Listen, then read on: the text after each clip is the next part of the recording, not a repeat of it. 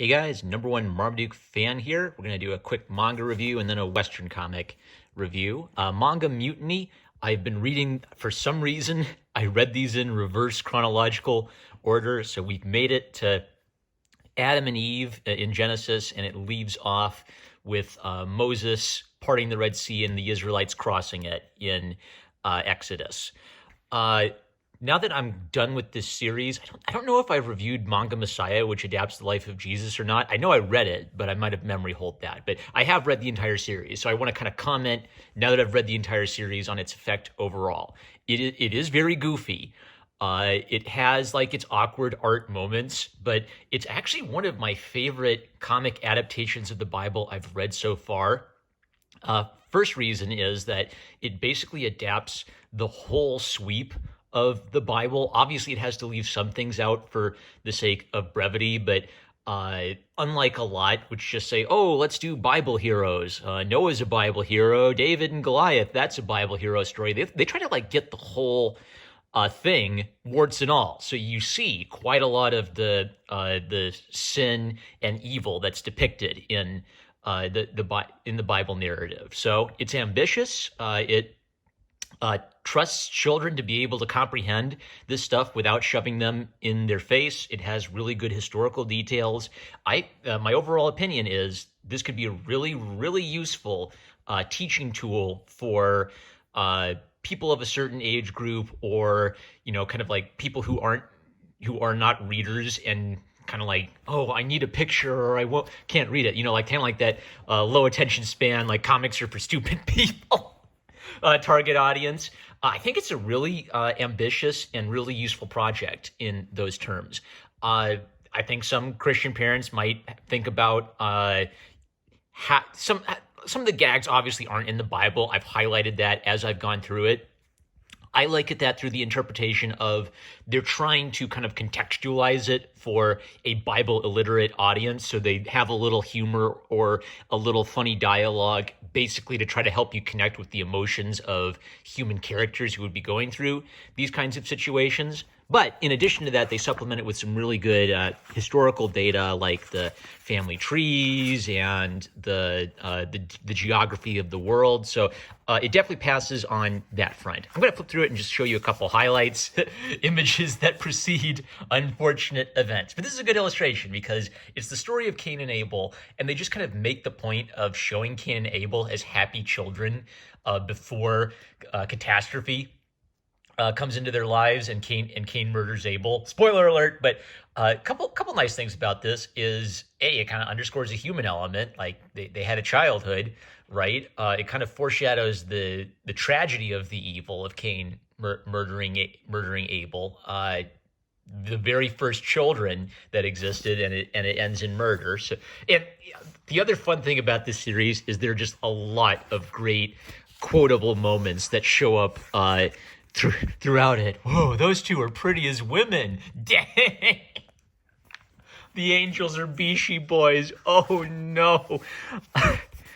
Why I marked this because this is an example of what I'm talking about, of like X-rated stuff in the Bible. Lot escapes from the destruction of Sodom and Gomorrah, and his daughters get him drunk, and while he's drunk, they sleep with him so that they can have children, right? Like, they're not going to show that in VeggieTales, and they don't hit you with any like graphic details of it, but they trust the reader enough to actually think about some of these really serious. One of the interesting things about the Bible that a lot of people observe is it's a really violent book, and there's a lot of sexual sin and depravity and betrayal in it, which I'm a Christian, obviously, so I believe in it. But even if you weren't a Christian, like, it is such a exciting book. It's like a big sweeping saga of evil and nations rising and falling, and one man's individual actions having consequences for generations to come. Wow. So good on them for like having the chutzpah to show that. I didn't make any other bookmarks that really stood out to me. Okay, I guess the kind of interesting thing about this is, they when they show the beautiful coat, they don't give it like the goofy rainbow that a lot of illustrated books do. I mean, it's a coat of many colors, but do you think they use like every single color? They probably just used a few nice colors, you know?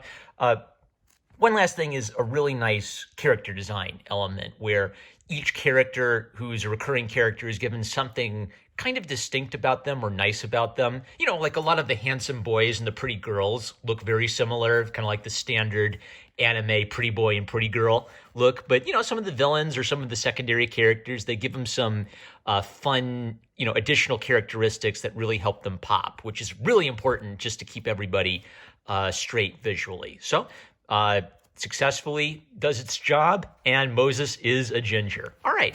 Oh, I gotta read this. Manga Mutiny, Angels and Mankind in Open Rebellion. The Overlord has been rejected. The new world is in chaos. Who on earth will be master? Who will be slave? Or will we all serve the Underlord? Adapted from the ancient texts.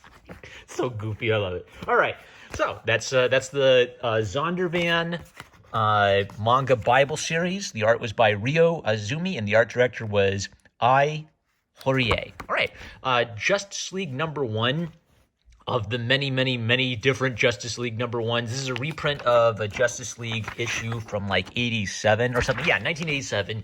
They revamped the Justice League. And it's kind of neat because, you know, before it was the Justice League of America, they revamp it and they try to like bring in some like third string, less famous characters.